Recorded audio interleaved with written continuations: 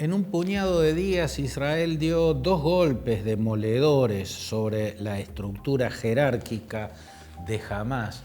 Uno de esos golpes podría desatar un infierno bélico en Oriente Medio. ¿Por qué? Bueno, porque el asesinato de Ismail Haniyeh, el máximo líder político de Hamás, que residía en Qatar, pero en ese momento se encontraba en Irán, donde estuvo presente en las ceremonias de asunción del nuevo presidente, de Masoud Pezeshkian.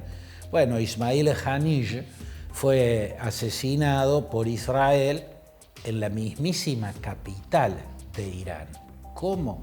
A través de una bomba que había sido colocada hace meses y no se sabe cómo. Ahí están la celebridad del Mossad, ¿no?, para realizar este tipo de atentados, ¿no?, porque es imposible, es un edificio para los huéspedes del régimen iraní, por lo tanto es un edificio ultra protegido. Sin embargo, el Mossad logró poner una bomba en la habitación donde finalmente, meses después, en la asunción de Pezeshkian como nuevo presidente de Irán, detonó y murió desintegrado por ese artefacto explosivo. ¿Cómo va a canalizar Teherán? ¿Cómo va a reaccionar el régimen islámico frente a este hecho? O sea, un ataque quirúrgico en la capital mismísima de la teocracia persa. Esa es la gran pregunta. Si el primer ataque israelí sobre suelo iraní fue en una embajada de Irán, en la embajada iraní en Damasco, la capital de Siria, pero equivale a atacar territorio iraní porque las sedes diplomáticas son territorio de la nación a la que representan. Israel atacó la embajada iraní en Damasco para matar, y lo logró, a uno de los comandantes más importantes de la fuerza Quds. Y la respuesta de Irán fue una lluvia de misiles, cientos y cientos de misiles y drones explosivos lanzados hacia Israel, en lo que fue el primer ataque directo de Irán a Israel. Irán lleva tiempo atacando a Israel, pero lo hace a través de sus proxies, como se les llama, a organizaciones como Hezbollah, que responde a Irán y ataca a Israel desde el Líbano, lo mismo las milicias alawitas de Siria, que atacan permanentemente a las alturas del Golán, y son milicias que dependen del régimen iraní y le obedecen, lo mismo las milicias chiitas iraquíes, lo mismo los hutíes del Yemen, lo mismo Hamás, ¿no? A través de esos proxies siempre había atacado. Esta vez, como Israel destruyó en su embajada a uno de los comandantes más importantes de su estructura militar, la respuesta fue una lluvia de misiles lanzados directamente desde Irán al territorio israelí. Casi el 98% fue interceptado por el Iron Dome, por el sistema de defensa antiaérea israelí, que es inmensamente eficaz. Pero si en ese momento esa fue la respuesta de Irán, ¿cuál sería la respuesta ahora? Que ha sido atacado el corazón de su ciudad capital.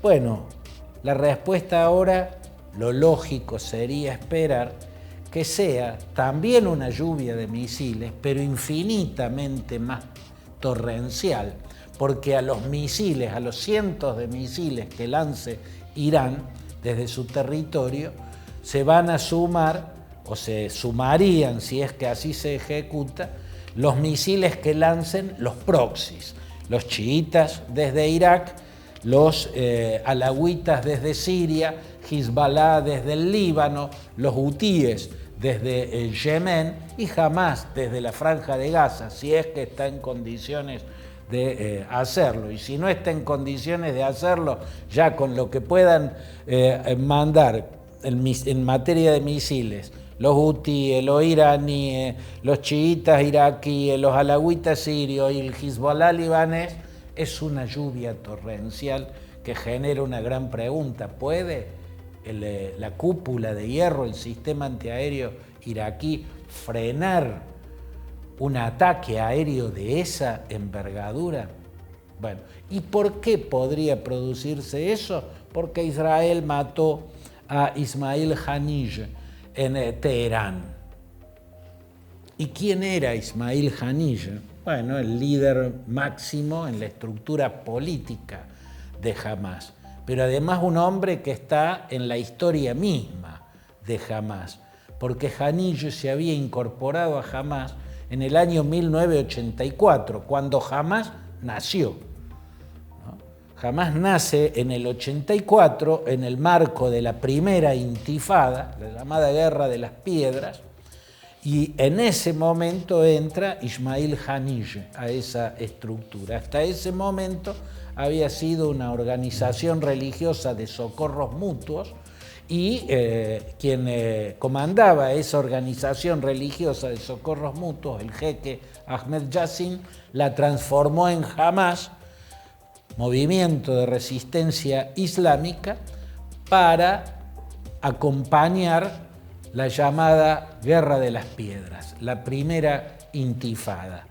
Desde un primer momento, entonces, Haniyeh está presente en Hamás. Fue una suerte de protegido del jeque Ahmed Yassin, un hombre muy cercano al jeque Ahmed Yassin. Tras la muerte de Ahmed Yassin por un ataque israelí, lo sucedió Abdulaziz Rantisi, quien poco después también fue asesinado por un misil Hellfire lanzado desde un helicóptero artillado Apache de los israelíes, que le desintegró el auto a Rantisi. Entonces ahí ya pasó a una primera plana este hombre que era Ismail Haniyeh. En la primera elección en la que compitió Hamás contra Fatah, Hamás es una organización ultrarreligiosa y Fatah es un partido secular, era la cabeza de la OLP, un partido laico que quiere crear en Palestina un Estado laico. Es el partido que lideraba Yasser Arafat y que tras la muerte de Arafat, o desde la muerte de Arafat, lidera Mahmoud Abbas, el actual presidente de la Autoridad Nacional Palestina. Bueno, la elección que se hizo entre Hamás y Fatah ganó Hamás y convirtió a Ismail Haniyeh en primer ministro de la ANP, de la Autoridad Nacional Palestina. Luego viene la ruptura entre Fatah y Hamás. Hamás se recluye en la Franja de Gaza y Haniyeh pasa a ser de hecho el gobernante de la Franja de Gaza, hasta que en el 2017 lo nombran jefe del buró político de Hamás y se radica en Qatar para manejar la estructura política desde ese emirato sobre la península, sobre el Golfo Pérsico. La cuestión es que Haniyeh y Khaled Mashal estaban llevando a cabo las negociaciones con los estados árabes y con Israel, ¿no? Con Estados Unidos también, para lograr una tregua permanente, un fin de la guerra. Y Haniyeh era el principal negociador. La pregunta es, ¿y ahora cómo sigue? ¿Khaled Mashal solo esta negociación? Bueno, pero eso no es lo más relevante en este caso. Lo más relevante es que decapitaron la cúpula política de Hamás.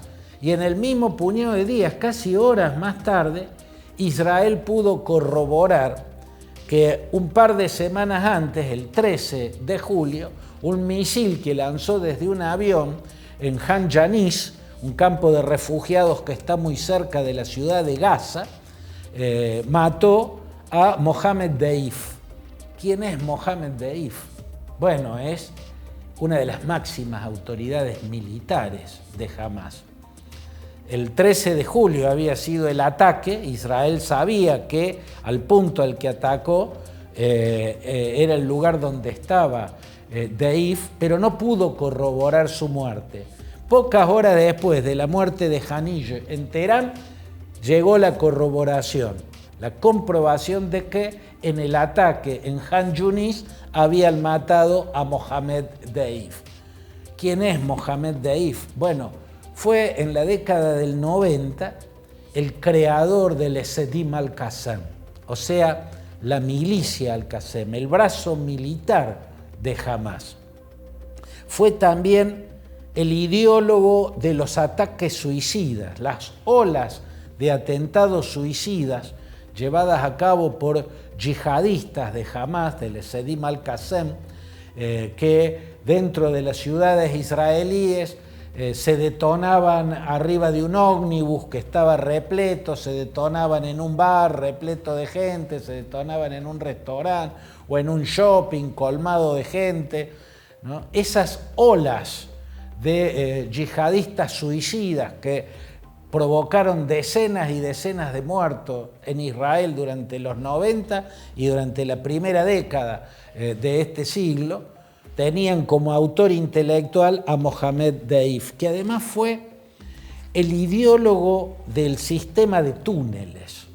Él planteó como estrategia, yo creo que la recibió de Irán a esa estrategia, copiada de lo que hacían los Vietcong en la guerra contra los norteamericanos en Vietnam del Sur.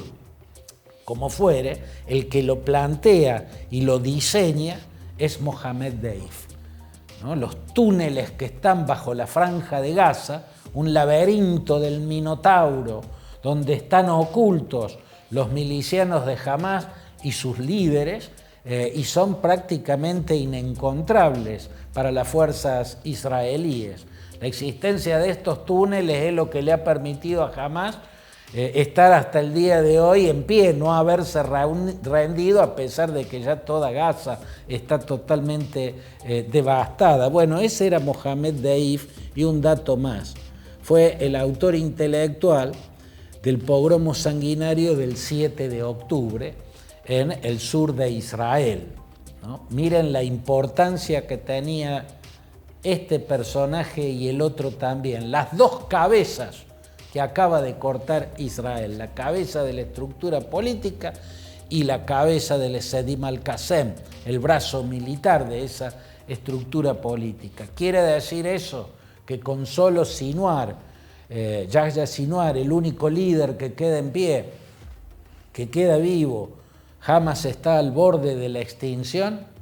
No necesariamente, porque Hamás es una estructura, es una organización diseñada para que para que le nazcan cabezas inmediatamente después de ser decapitada. A cada decapitación viene la salida de otra cabeza y así continúa funcionando. De todos modos, sobre todo el asesinato de Haniyeh en la capital iraní presagia momentos muy duros para el Oriente Medio.